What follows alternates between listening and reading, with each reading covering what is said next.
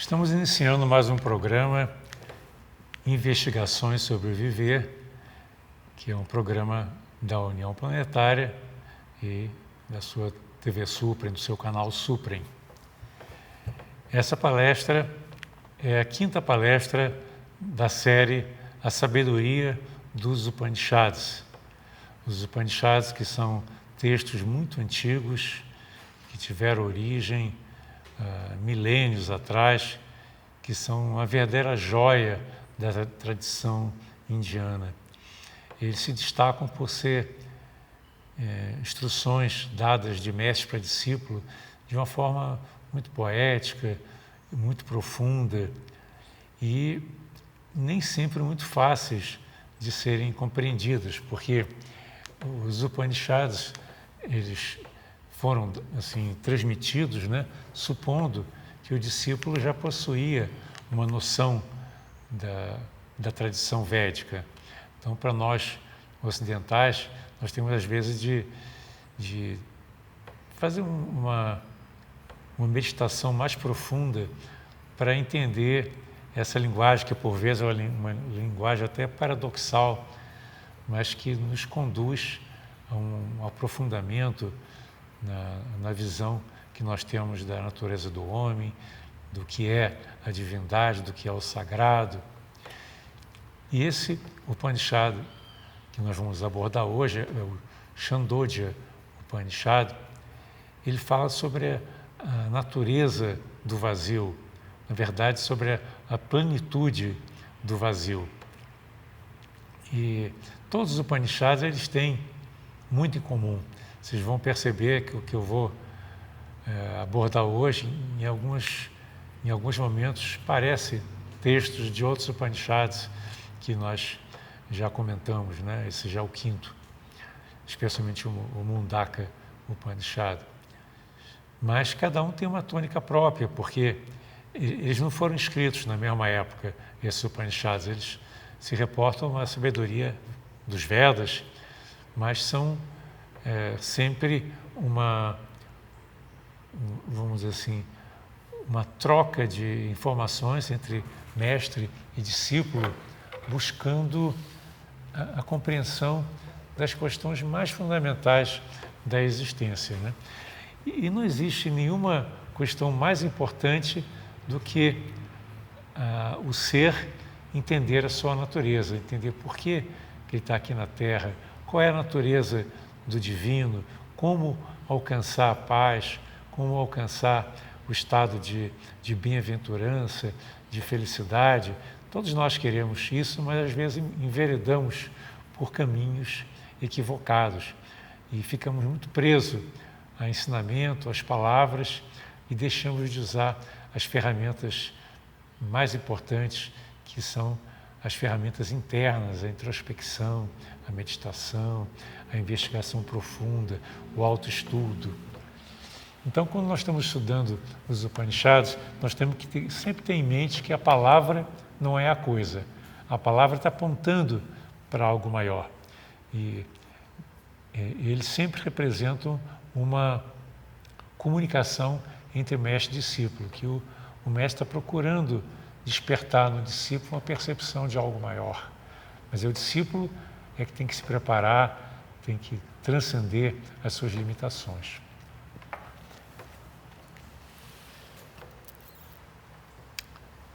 Então, esse Upanishad, ele busca o aprofundamento da experiência do indivíduo, para ele entender melhor que vida é essa que ele está levando e como que ele poderia transcender as suas limitações para se aproximar da iluminação. Então, ele retrata um diálogo entre Narada, que é um grande buscador da verdade, que aparece em outros livros também, e o Sanat Kumara. Sanat Kumara, que dentro da hierarquia dos grandes mestres, possui uma posição muito elevada. Então, é o Narada que se dirige então ao mestre, ao Sanat Kumara, pedindo que o seu mestre lhe mostre a senda que pode levar à realidade, à sabedoria. esse caminho que leva à sabedoria. Aí o Sanat Kumara, antes de começar a instrução, pergunta a ele, mas antes de te instruir, eu quero saber o que você já sabe. É interessante, né? O mestre, ele gosta de ser muito objetivo e ele gosta de falar coisas que o discípulo não esteja preparado para ouvir. É interessante que, fazendo agora um parêntese, quando eu assisti uma das palestras do Krishnamurti, ele começou a falar sobre um tema que eu não me lembro agora qual que era, mas chegou um certo momento, ele parou e olhou para as pessoas que estavam na plateia, né? E disse assim, eu acho que vocês não estão acompanhando, né? Então, vamos colocar de maneira diferente. Aí começou a falar de uma outra forma. Então, essa conexão entre quem está sendo um veículo do divino, né? O mestre, na verdade, ele é um porta-voz, um mensageiro do divino aqui na Terra, e aquele que está buscando a verdade, que é aquele que está buscando também o aprendizado, que é o discípulo, ele tem que ser um diálogo muito afinado à realidade do discípulo, para que o fluxo desse conhecimento possa realmente causar um impacto. Então, quando ele lhe é perguntado o que ele sabia, o Narada responde, Senhor, eu aprendi o Rig Veda, o Yajurveda, o Samaveda, o Atharva Veda, que são os 4 Vedas. Aprendi sobre história, sobre algumas escrituras chamadas de o 5º Veda, o método de memorizar, as cerimônias, a gramática, a filosofia, a matemática, a astronomia, a astrologia, ciências divinatórias, lógica, ética, música, ciência da dança, poesia, ciência dos animais, ciência da guerra e muitos outros ramos do conhecimento. Aí é interessante, né? Você vê como naquela época, né, havia um número muito maior de disciplinas que estavam interconectadas. A sabedoria era vista não só como algo estanque em um conjunto de disciplinas que não se comunicavam, mas era um todo. Mas aí, depois que o Narada comenta sobre isso, né, o mestre falou,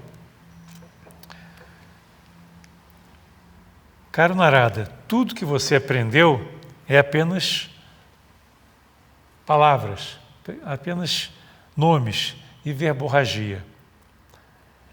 Pelo atual conhecimento, você pode alcançar apenas aquilo que as palavras podem te conduzir a conhecer e nada mais. Ou seja, tudo isso que ele estudou na academia, né, era um conhecimento que tem a sua utilidade. Sempre os mestres espirituais nunca descartaram o conhecimento prático. Você, para poder ter uma profissão, você precisa de ter um conhecimento prático.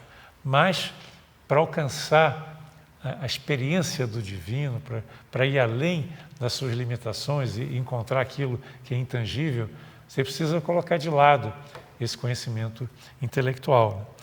Por isso que ele diz que tudo que ele aprendeu está no campo das palavras, no campo do conhecimento inferior, mas que existe um outro conhecimento, aquele conhecimento que o Narada deseja alcançar. Então ele diz, eu quero alcançar aquele conhecimento realmente que transcende nomes e palavras. Por favor, ensina-me. Então o mestre começa a falar, né, usando então agora a sua sabedoria, que o espírito, o Atma, né, não pode ser encontrado por alguém que não está preparado. E essa preparação tem vários aspectos, mas uma delas que é muito importante é ter energia. Eu achei interessante quando eu li esse texto, né, sobre a importância da energia. O Krishnamurti também dá muita ênfase a isso nas suas palestras, né? Uma pessoa que está mal, está cabisbaixo, que está deprimido, que está doente, ela não tem capacidade de fazer uma investigação profunda, ela não tem capacidade de ir fundo na sua meditação, na sua investigação, no caminho espiritual. Daí porque a importância da chamada autocultura, né, que envolve a cultura do corpo, das emoções, do pensamento, de todo o seu ser, como uma preparação para você poder receber a graça, receber a sabedoria superior para a vida. Né? Então ele fala nisso, né, que como uma fase que antecede o recebimento da sabedoria superior, você tem que preparar a sua personalidade. Então você tem que levar uma vida séria, né? E existe um termo em sânscrito que é tapas, né? Que às vezes é traduzido como austeridade, mas também pode ser visto como seriedade. Você não se desviar do caminho, você não se deixar levar pelas distrações, buscando apenas uma vida de diversões, mas focar naquilo que é essencial. Né? Isso é muito importante, né? Também uma postura de focar naquilo que realmente tem valor e não desperdiçar a sua energia. Você vê como é que as pessoas desperdiçam energia das maneiras mais diversas, né? E uma das coisas que mais rouba energia é o conflito, é a busca contínua dos desejos, a fuga das coisas que geram medo. Então a pessoa vive naquela agitação e despende a energia enorme para buscar o objeto do seu desejo, para fugir daquilo que lhe traz algum desconforto. E aí surgem muitos conflitos e toda a sua energia vai para o ralo. Se você não tem essa energia, fica muito difícil de você empreender uma busca espiritual, né? Então, se você está em busca daquilo que vai além da mente, além da capacidade de você conceber intelectualmente, né, você tem que ter aquela determinação que é muito forte, né? É uma determinação que é férrea, que permite você ter aquela vontade que nada pode derrubar, nada pode afastar do caminho. Então vocês veem como existem muitas coisas que são colocadas no caminho do discípulo, até mesmo para testá-lo. E o discípulo, ele precisa de uma vontade muito forte, uma determinação muito grande para conseguir superar todas as distrações, todas as tentações, todo o desperdício de energia e poder chegar então a esse estado de serenidade que é tão necessário para você alcançar, né, para superar as suas limitações e alcançar aquilo que é mais elevado. Então é muito importante você manter a sua chama acesa, né? E perceber a diferença daquilo que é real daquilo que é irreal. E às vezes nós tomamos muita coisa como sendo real quando essas coisas são irreais. Na nossa vida nós buscamos fama, buscamos reconhecimento, buscamos tanta coisa, né, que são efêmeras, que vão desaparecer um dia, né? A conta bancária um dia vai desaparecer, como dizem alguns instrutores, né, que o caixão não tem gaveta, né? Então não dá para levar para além aquilo que você acumulou. Então é inútil você acumular. E não só você não consegue levar para depois da morte aquilo que você acumulou, como aqui nessa vida, aquilo que você acumulou não vai te auxiliar para você chegar à felicidade. Isso que é importante. As pessoas ficam com medo de não conseguir levar por além e querem aproveitar ao máximo essa vida. E nessa tentativa de aproveitar o máximo a vida, elas perdem a vida. Elas desperdiçam a vida porque elas ficam naquela ânsia, eu quero mais, desejando mais coisas, mais riquezas, mais prazeres. E não tem tempo para se dedicar àquilo que realmente pode trazer uma paz, pode trazer uma serenidade e pode trazer a felicidade. As pessoas colocam a felicidade nos lugares errados, nas coisas que são transitórias. E é interessante que nenhum instrutor pode pegar o conhecimento e colocar, abrir a mente do discípulo e colocar a sabedoria, o conhecimento dentro dela. O que ele pode fazer é inspirar e fazer com que o discípulo perceba a verdade que já está dentro dele. Isso é algo muito, muito bonito, né? E aí o Narada fala para o Sanat Kumara: Senhor, acho que meramente conheço os mantras, as palavras, mas não conheço o espírito, o Atma, não conheço Brahman, a essência das coisas. Eu ouvi dizer de homens como o Senhor que aquele que conhece Atman, o espírito puro, vai além de toda tristeza. Mas a minha vida ainda está permeada pela tristeza, pelo sofrimento. Então, por favor, me instrua, né? Aquela condição de humildade também, de saber que você não sabe, que você acumulou muita coisa, mas aquilo que você aprendeu não é o mais essencial. Então, ele vai ao mestre buscando uma luz, buscando uma intuição que dê a percepção de que é possível continuar uma vida aqui na Terra e assim mesmo, de certa maneira, tocar o sagrado. Então, diz o livro, tomar consciência que vivemos num mundo de fórmulas é muito chocante às vezes, não é?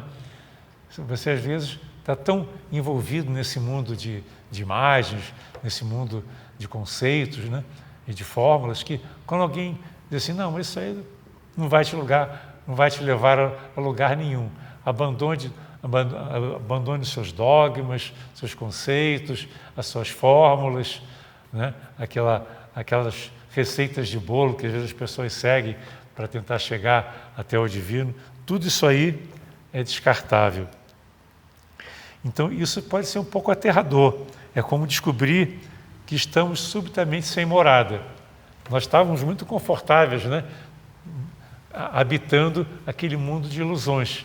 Então, ali, tudo é conhecido, tudo é dominado, né? Você vive repetindo as mesmas coisas sempre, mas, de repente, chega alguém, puxa o tapete, tira a cobertura da sua casa e, de repente, você pergunta, poxa, onde eu estou, para onde eu vou, qual o sentido de tudo isso? Porque tudo aquilo que pertence ao passado não mais tem valor. Então, o Chandogya Upanishad, ele tenta desvendar esse mistério do vazio. É interessante, né? Você, para chegar à plenitude, você tem que mergulhar no vazio. Essa talvez esteja, aí está a essência do ensinamento do Chandogya Upanishad. Nós vivemos nos preenchendo com um monte de informações e hoje a internet está repleta de informações e as pessoas gastam um tempo enorme buscando, lendo coisas. São os jornais, a TV, o celular, um monte de literatura e, no entanto, não ficam satisfeitas com o que elas acumularam, porque ali não está a verdade, está apenas aquele conhecimento inferior. Então, o que o Chandogya Upanishad procura mostrar? Que aquilo que é essencial não é aquilo que preenche a sua mente, que preenche as suas emoções, que preenche os seus desejos, que satisfaz os seus desejos. Ao contrário, quando você se esvazia, você elimina tudo aquilo que estava ocupando, preenchendo a sua mente, é que nesse vazio é que é possível você alcançar a plenitude. Só que essa projeção mental, essa agitação mental se interpõe entre o homem e a sua meta maior. É como se fosse um véu que cobrisse a realidade, que impedisse você de ver além daquele mundo pequeno, daquele mundo estreito dos seus desejos, naquele seu mundinho que você está acostumado a dominar, a repetir, aqueles mesmos conceitos, os mesmos dogmas, que você entende que são verdadeiros, mas na verdade são apenas uma concepção que é passageira. Tanto que nós mudamos as nossas ideias ao longo do tempo, né? E aí o texto começa a falar de algo que está assim no limiar do que é conhecido. É interessante, né? Existe uma ciência chamada a ciência dos mantras. É a ciência que nos coloca em contato com os que são altamente transformadores, porque existe na tradição indiana a ideia de que o mundo é criado e mantido pelo som. Então, essa grande sabedoria dos mantras, que foi criada pelos grandes rishis, esses grandes sábios do passado, procura mostrar que certos sons são transformadores. Eles podem induzir estados de consciência. Isso foi visto no Mundaka Upanishad, quando o arco que projeta a seta na direção da meta é o próprio Om. Então, o Pranava Mantra, que é o Om, que é a base de todos os mantras, é como se fosse o som primordial da criação divina aqui na Terra, né? Ele é o símbolo do divino, porque é através dele que tudo vibra. E vida é movimento. Esse movimento é um movimento que não é o movimento da agitação mental, é um movimento de uma outra natureza. Às vezes os discípulos querem entender, poxa, mas se Om é movimento, se existe um movimento em tudo, como é que a mente, quando está em movimento, não consegue penetrar no divino? Porque o movimento da mente autocentrada está sempre em torno de alguma coisa. Olha que interessante, né? A mente, quando está voltada para os prazeres, ou quer fugir dos medos, ela tem sempre alguma coisa em torno do qual ela está gravitando. Então, se você deseja alguma coisa, você coloca toda a sua energia para ir atrás daquilo que é o desejo e deixa de lado coisas que são até essenciais. Às vezes você passa por uma flor maravilhosa, mas está naquela ânsia de conseguir alguma coisa ou de fugir de alguma coisa e não percebe a beleza daquela flor, né? Então, a percepção do aqui e do agora fica muito prejudicada quando você está com a mente cheia dessa agitação, né? Então, quando está dito aqui nos Upanishads que na vida tudo é movimento, esse movimento é um movimento que está ligado à ordem universal. Olha que coisa interessante, né? A vida, ela está sempre em movimento. E na antiguidade, na antiguidade não, até poucos séculos, havia a ideia de que só o que é vivo se movimenta. A matéria é morta, portanto ela é inerte. E aí, quando descobriram o microscópio eletrônico, né, e as pessoas mergulharam mais fundo na matéria, perceberam que os átomos se movem, que as moléculas se movem, que as células se movem, tudo se move. Até as partículas subatômicas estão em perpétuo movimento, em perpétua locomoção. De maneira que tudo está se transformando, nada é estático e tudo evolui, tudo está integrado dentro de um grande movimento que a gente pode chamar de grande sinfonia do universo. E esse movimento da mente, que está sempre agitada, não está em harmonia com esse movimento maior. É um movimento autocentrado. Essa é a diferença do movimento divino para o movimento autocentrado, que é um movimento enganoso, que é aquele movimento em torno do eu, em torno dos desejos, em torno daquele mundinho pequeno, em torno do qual nós estamos sempre gravitando, né? Então, quando nós falamos no Om, que é a palavra sagrada, que é o Pranava Mantra, né? E ele é visto como um símbolo de Brahma. Ele aponta para Brahma, porque Brahma não pode ser ouvido, não pode ser conhecido, mas os sábios eles usam os mantras, especialmente o Om, que é o mantra por excelência, o mantra fundamental, O Om, ele aponta, ele é um símbolo, né? Ele vibra numa frequência que faz com que você se afaste das ilusões e passe a se conectar com uma dimensão mais elevada. Essa é a base da ciência dos mantras, é você passar a vibrar numa outra faixa vibratória e entrar em sintonia com uma outra realidade que é maior do que essa realidade mundana convencional. Então nós temos que ter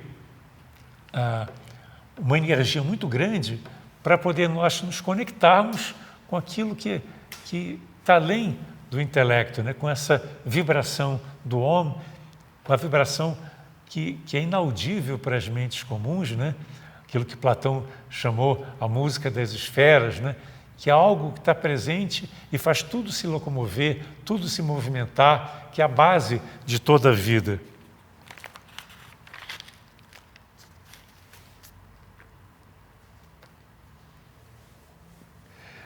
Então diz o texto: assim como todas as folhas são mantidas unidas pelo galho, também toda fala é reunida e está contida no Om.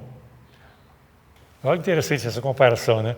A folha, ela para continuar, né, fazendo parte da árvore, ela está unida ao galho e o galho está unido ao tronco.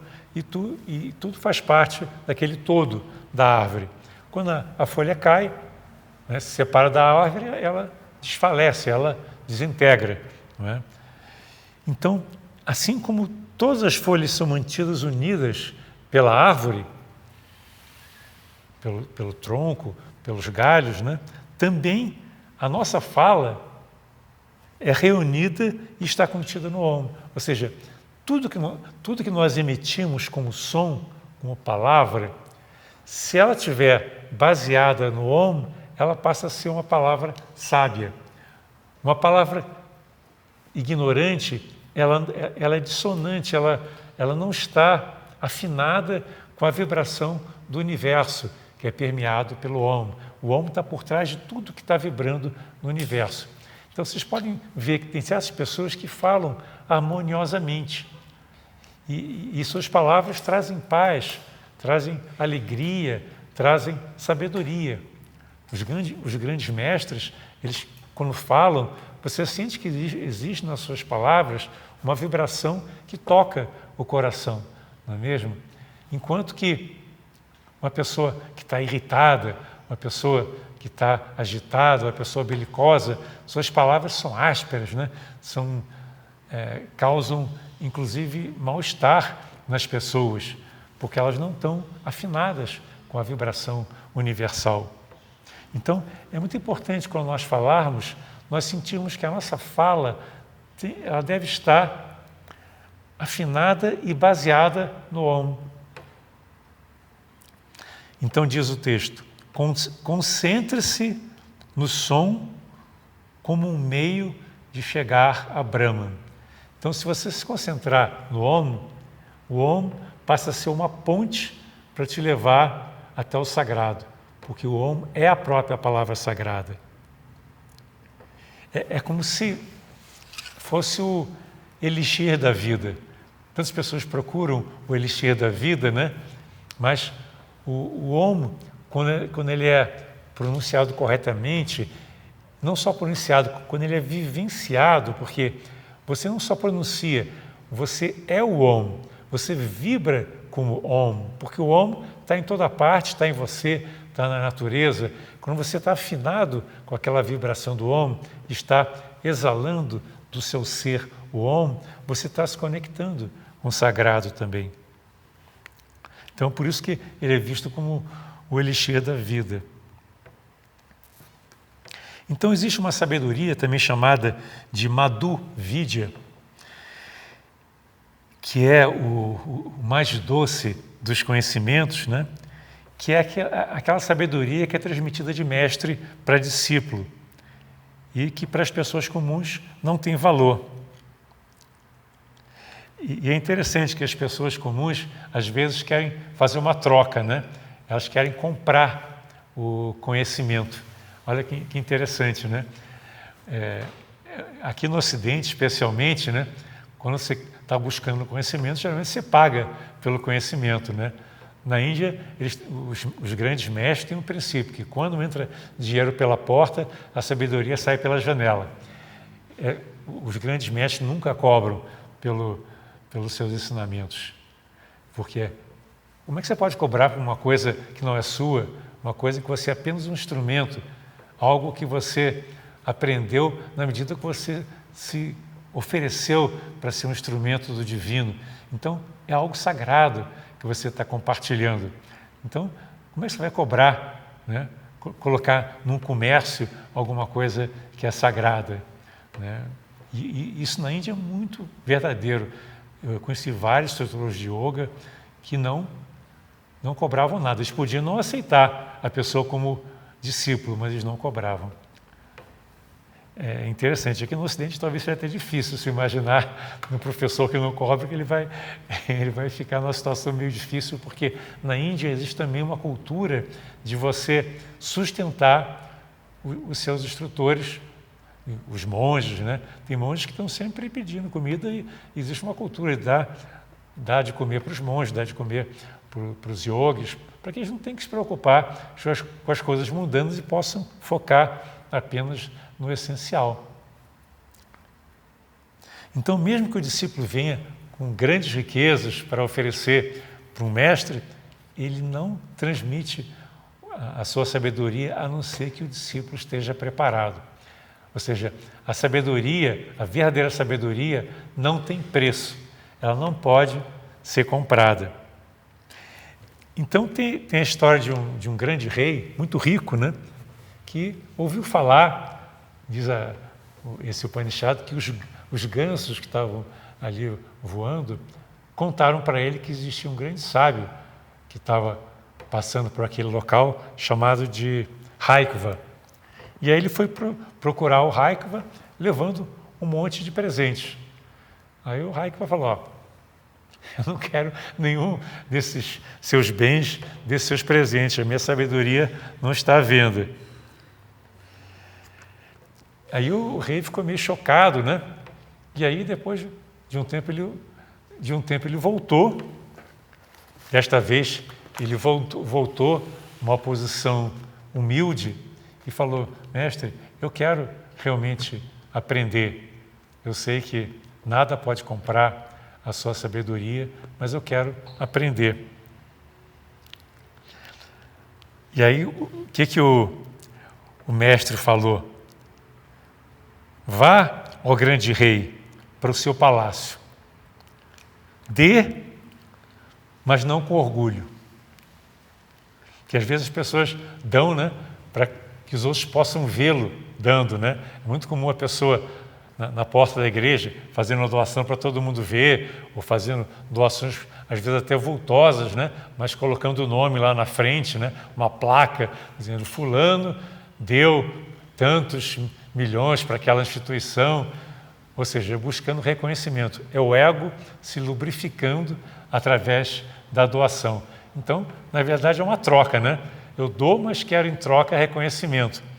A verdadeira doação não pode ser autocentrado, não pode haver orgulho, não pode querer nenhum benefício em troca.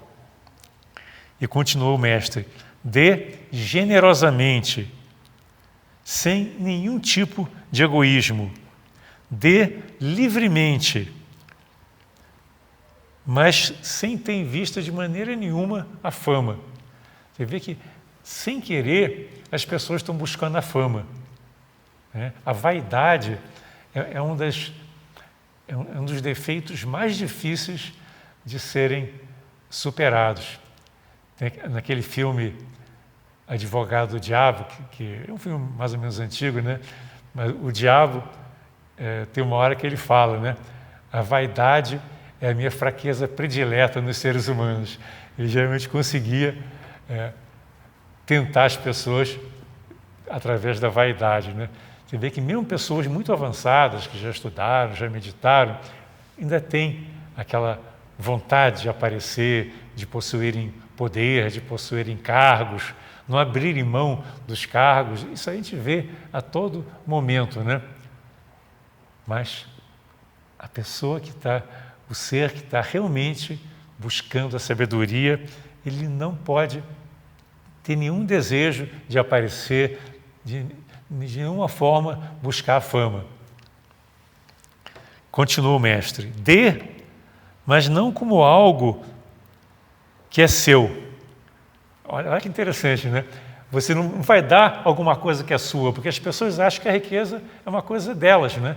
O rei achava certamente que as suas riquezas todas, né? A sua coroa, o seu cetro, todo o seu ouro, era uma propriedade sua, era uma posse sua. Mas ele diz: dê, mas não como algo que é visto como uma propriedade sua. Dê como algo que foi confiado pelo Espírito para que fosse dado aos outros. Então, tudo que é uma ideia revolucionária. Tudo que você tem, na realidade, é divino. Você é guardião, o divino confiou a você a riqueza que você tem, os bens que você tem, as pessoas com as quais você convive e ajuda. Então, esse doar, na verdade, é você transferir para quem está recebendo aquilo que foi confiado a você. Aquilo que você tem, até as riquezas, estão confiadas a você pelo divino, mas se você as mantiver com uma posse, elas vão criar problema. Então, seja fluídico. Aquilo que você recebeu, doe. Assim como aquilo que para você respirar novo, você precisa exalar o ar antigo, não é? Enquanto você não exalar o ar, né, que já foi usado no seu corpo, você não consegue inspirar ar novo. Então, para você receber, você tem que doar. São Francisco já falava, né? É dando que se recebe. Então, a instrução do mestre aqui era doar aquilo que ele tinha, mas não como se estivesse dando de si, dando algo seu. Ele doou aquilo que lhe foi confiado pelo Espírito. Aquele que vê esta verdade torna-se um sábio, e para ele nada lhe falta. Olha que interessante isso, né? Para aquele que entendeu que nada lhe pertence, nada lhe falta. Aquele que está sempre doando, está sempre recebendo. Ou seja, a doação é a condição para você receber, assim como a expiração é a condição para você inspirar ar novo. Uma coisa muito clara isso, né? Muito prática, mas as pessoas não conseguem entender, que elas não podem se apegar. A vida é fluxo, né? E até o dinheiro deve fluir também. Tudo que fica parado, estagnado, gera problema. Você vê que a água parada, ela começa a ficar uma água imprópria para o uso, né? Uma água estagnada não tem valor. A água, para ter qualidade, ela precisa estar fluindo. E tudo na vida precisa fluir. Tudo que é estagnado é ruim. Então, aquele que vê essa verdade torna-se um sábio, e para ele nada lhe falta. E ele passa a desfrutar de todas as coisas da terra. Olha que bonito, né? É como se tudo que existe na terra lhe pertencesse. Pode parecer estranho, né? Você olha o mar, olha as árvores, olha a flor, tudo isso é seu, é parte de você. E ao mesmo tempo você não está apegado a nada disso, você não é dono de nada disso, você não é dono da terra, você não é dono das pessoas, você não é dono de nada. Você compartilha todos os bens da terra com todos os seres. Então, aquele que é um sábio, que é um iluminado, ele agradece tudo que a vida lhe traz, até mesmo as dificuldades, os sofrimentos, porque elas também são necessárias, as dificuldades e os sofrimentos. E ele sabe que tudo que vem até ele é efêmero e transitório, e que a verdadeira felicidade não está em nada que é projetado, nada que pode ser recebido, que pode ser dado, que pode ser recolhido do mundo. Aí tem uma outra história do do discípulo, que era um discípulo pobre, que foi ao mestre para ser instruído. E aí o mestre falou assim, olha aqui, você tem aqui 400 vacas. E essas vacas estavam muito magras, estavam famintas até, coitadas magras. Elas tinham sido mal cuidadas. E ele falou assim, agora você tem uma missão. Você vai para a floresta e você só volta aqui quando essas 400 vacas tiverem se transformado em 1000 vacas e tiverem em condições de saúde normais, tiverem bem de saúde. Aí o discípulo foi para a floresta e ficou lá por um bom tempo. Só que durante esse período que ele ficou na floresta, ele começou a aprender da natureza. Você vê que a natureza sempre tem um aprendizado a levar para as pessoas. A vida, como um todo, é um livro aberto.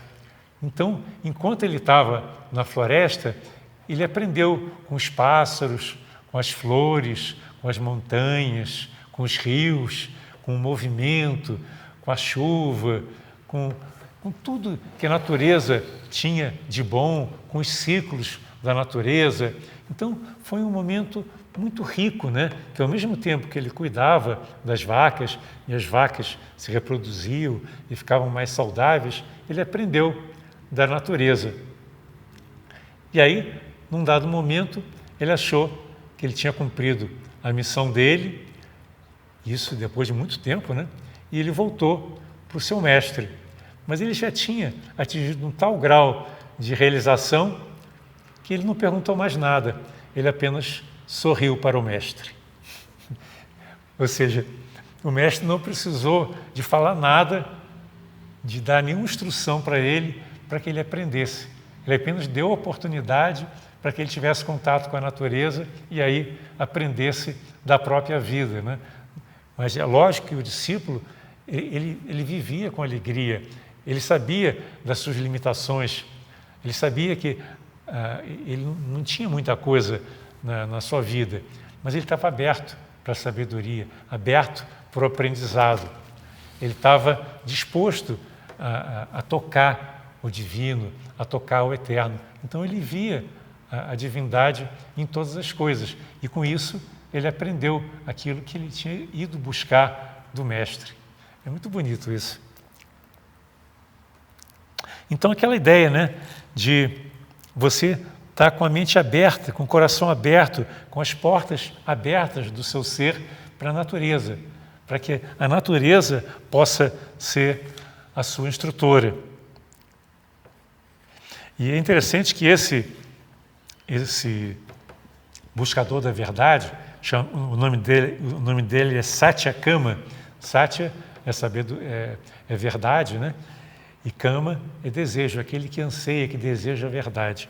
Então o Satyakama, ele um dia, depois que ele percebeu tudo isso, né, ele se tornou um instrutor muito famoso e teve muitos discípulos.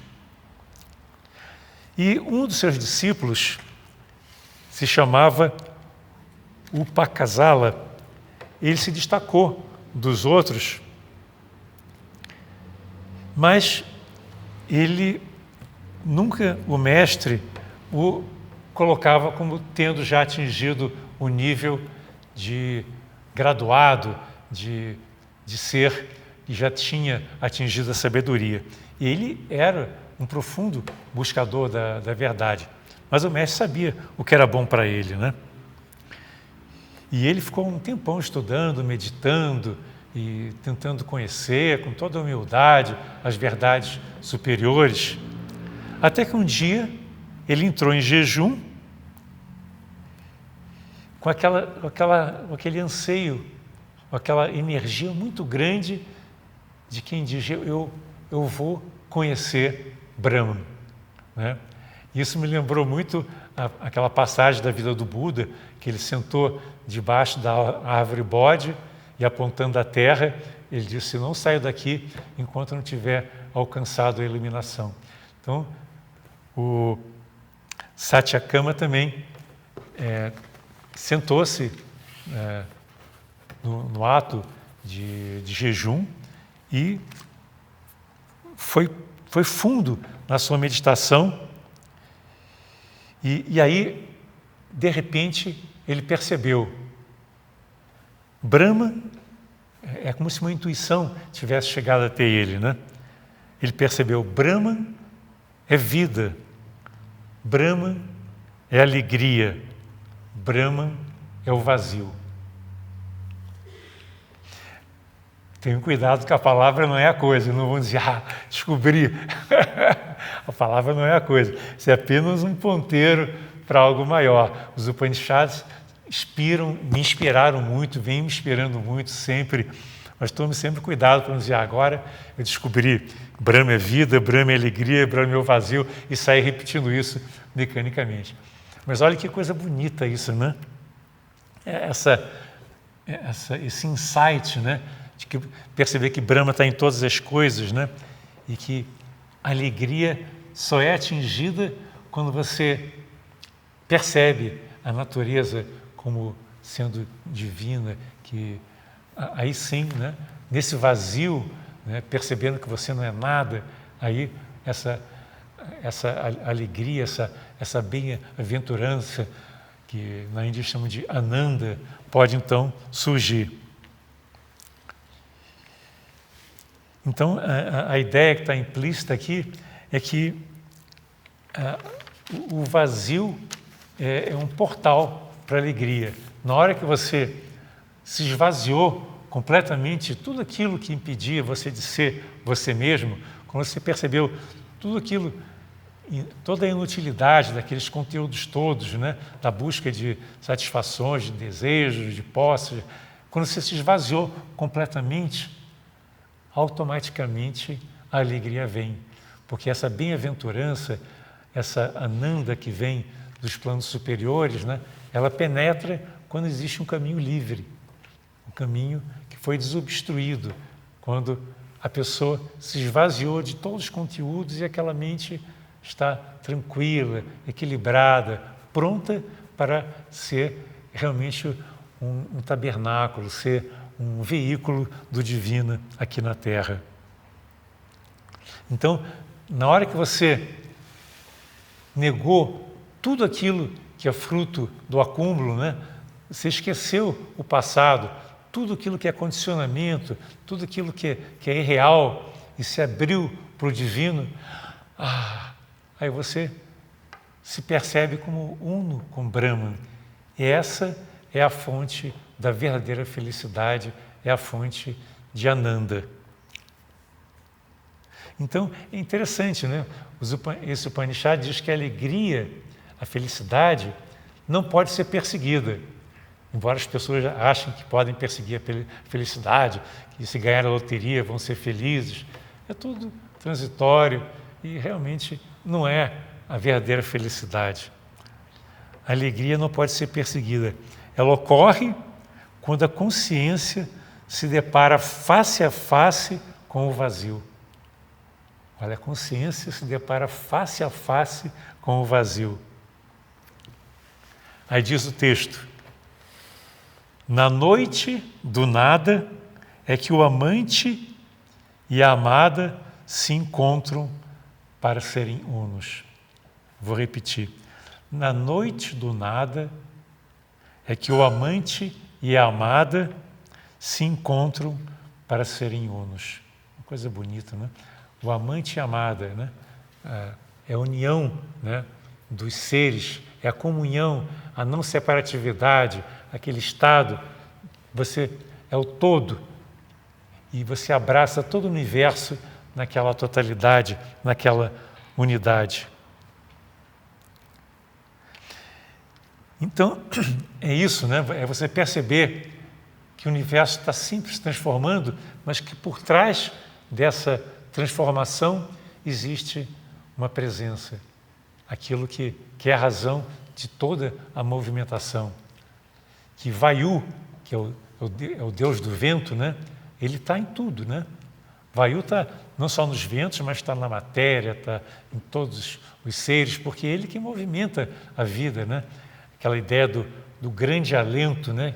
Que que faz com que tudo se mova, tudo evolua, tudo se transforma e tudo caminhe também na direção do divino. Tem um trecho daquele livro Voz do Silêncio, de Blavatsky, que fala sobre isso.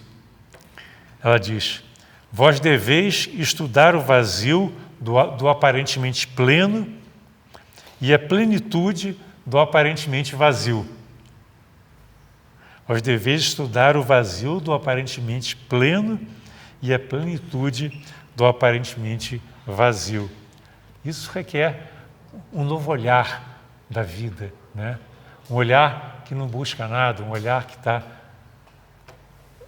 simplesmente recebendo a vida como ela é, agradecendo a vida por todos os dons que ela lhe trouxe, agradecendo e ao mesmo tempo se oferecendo como um canal do divino aqui na Terra. Só essa mente que é totalmente livre, né, pode conhecer o divino, pode conhecer esse movimento, entender esse movimento. Porque às vezes as pessoas se revoltam contra as coisas que acontecem, mas nada acontece por acaso. Esse movimento é o próprio movimento divino.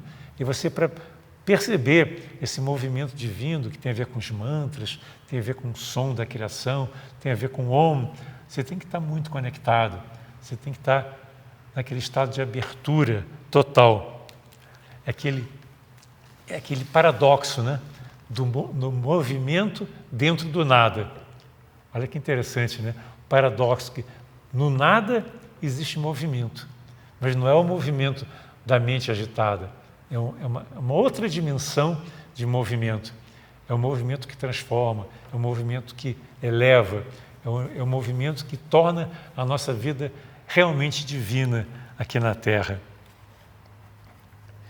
Então, nesse momento, então, cessa a verborragia, né? E aí você percebe como era inútil você ficar falando, tentando convencer os outros do que é certo, do que é errado. E você simplesmente se abre e aí a sua fala, o seu verbo, o seu mantra vai ser uno com o divino, né? Você vê que os grandes seres, quando eles estão falando, eles não estão falando do seu intelecto, da sua memória. Eles são canais de algo maior. Eles são mensageiros do divino. Eles são avatares. Esse é o sentido do avatar. É aquele que é o mensageiro do divino. Num grande ser não existe nenhum pingo de egoísmo. Ele se abriu para o divino e deixou que esse movimento da vida divina flua através dele, extravase o seu ser e, através das suas palavras, através do seu exemplo e através da sua sabedoria, possa levar ao mundo um pouco dessa percepção do que é o divino. E mais que isso, ele leva ao mundo também a sua alegria. A alegria é algo contagiante. Você pode ver que um ser que é iluminado, ele tem uma pureza e uma beleza e uma alegria que toca o nosso coração. Ele é uma pessoa muito carrancuda, você pode ter certeza que não é um ser iluminado, um grande ser. Num grande ser você vê leveza, você vê um movimento dessa outra ordem, né? E você vê sempre uma alegria, uma felicidade muito grande, independente das condições exteriores.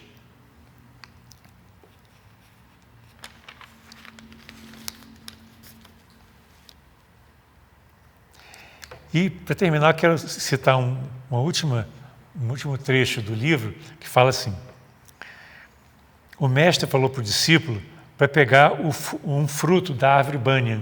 Banyan é uma árvore sagrada na Índia, uma árvore enorme, que tem lá em Adyar, na sede da Sociedade Teosófica, e em muitos outros locais também. E aí o discípulo, né, pega o fruto no chão e o mestre pede para ele partir o fruto em dois. O que você encontrou na medida que você abriu o fruto em duas partes? Aí o discípulo falou: inumeráveis pequenas sementes. Aí o mestre disse: tome uma dessas pequenas sementes e quebre-a. O que você encontra? Eu não consigo ver nada, absolutamente nada aqui, Senhor. Aí o mestre falou: meu filho, isso que você chama de nada traz à existência essa enorme árvore bânia, que é uma árvore realmente gigantesca, né? Uma semente pequenininha dá à existência uma árvore enorme, né? Gigantesca. Acredite, meu filho, uma essência sutil e intangível é o espírito de todo o universo. Aquilo é a realidade. Aquilo é Atman. Aquilo és tu. Olha que bonito, né? Daquilo que é intangível, né? Que é imperceptível, surge todo o universo, né? E essa é a realidade última, né? A realidade que transforma. Na verdade, o infinito que está buscando expressão. E o livro termina dizendo que só nesse infinito, nessa transcendência, é que há felicidade. Não há felicidade no pequeno, não há felicidade no restrito. Nós temos que abrir o nosso coração, nós temos que quebrar barreiras, nós temos que transcender tudo aquilo que é pequeno, tudo aquilo que é condicionado, sem medo. Nos abrirmos para o divino, nos abrirmos para a vida, deixarmos que o ar entre, deixarmos que a luz entre, deixarmos que a inspiração divina possa chegar até nós. E na hora que nós nos abrimos, na hora que nós realmente deixamos de lado tudo que é superficial e penetramos nesse vazio, daí surge a alegria, daí surge a plenitude. E aí nós podemos realmente viver uma vida maravilhosa e ser uma vida que contagia pela alegria, pela experiência, pela bondade e ser realmente um avatar aqui na Terra.